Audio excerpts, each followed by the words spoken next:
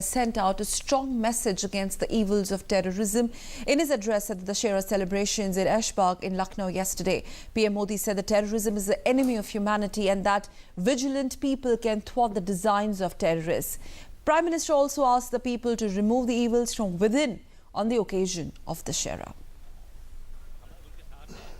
Breaking with tradition, Prime Minister Narendra Modi on Tuesday attended the historic Ram Leela at the Ashbagh Maidan in Lucknow and participated in the Dussehra program.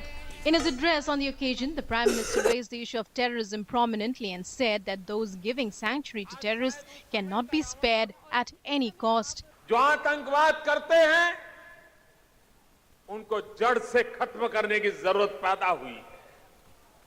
जो आतंकवाद को पनाह देते हैं, जो आतंकवाद को मदद करते हैं, अब तो उनको भी बख्शा नहीं जा सकता। He also said India is a peace-loving country and is a country that leans towards Buddh more than Yudh, but sometimes war becomes unavoidable. समय के बंधनों से, परिस्थिति की आवश्यकताओं से युद्ध कभी-कभी अनिवार्य हो जाते हैं, लेकिन ये धरती का मार्ग युद्ध का नहीं, ये धरती का मार्ग बुद्ध का है। PM Modi said that whenever India has tried to tell the world about terrorism, it was not taken seriously. But after the 26/11 attacks, the world has understood the gravity of the issue. कोई माने कि हम तो आतंकवाद से बचे हुए हैं, तो गलतफहमी ने न रहे। आतंकवाद को कोई सीमा नहीं है, आतंकवाद को कोई मर्यादा नहीं है। वो कहीं पर जाकर के किसी भी मानवतावादी चीजों को नष्ट करने पर तुला हुआ है। The Prime Minister normally takes part in the Dussehra celebrations at Delhi's Ram Leela Maidan.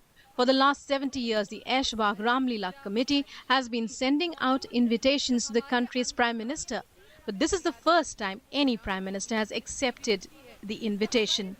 Lucknow's Ashbagh has great historical significance as a Ram Leela Maidan, since it is believed the tradition of Ram Leela began here some 500 years ago. DD News. And Prime Minister made a fervent appeal to raise the status of women in society and protect the girl child. He said that his government will ensure that women and girl child of all religion, sections and sects will be justice. एक सीता माता के ऊपर अत्याचार करने वाले रावण को तो हमने हर वर्ष जलाने का संकल्प किया हुआ है, लेकिन कभी हमने सोचा है कि जब पूरा विश्व आज गर्ल चाइल्ड डे मना रहा है, तब हम बेटे और बेटी में फर्क करके मां के गर्भ में कितनी सीताओं को मौत के घाट उतार देते हैं। ये हमारे भीतर के रावण को खत्म कौन करेगा? शहरी हो, ग्रामीण हो, हिंदू हो, मुसलमान हो, सिख हो, ईसाई हो, बौद्ध हो, किसी भी संप्रदाय के क्यों ना हो, किसी भी आर्थिक पार्श्वभूमि के क्यों ना हो, किसी भी सामाजिक पार्श्वभूमि के क्यों ना हो, लेकिन बेटियां समान होनी चाहिए, महिलाओं के अधिकार समान होने चाहिए, महिलाओं को 21वीं सदी में न्याय मिलना चाहिए।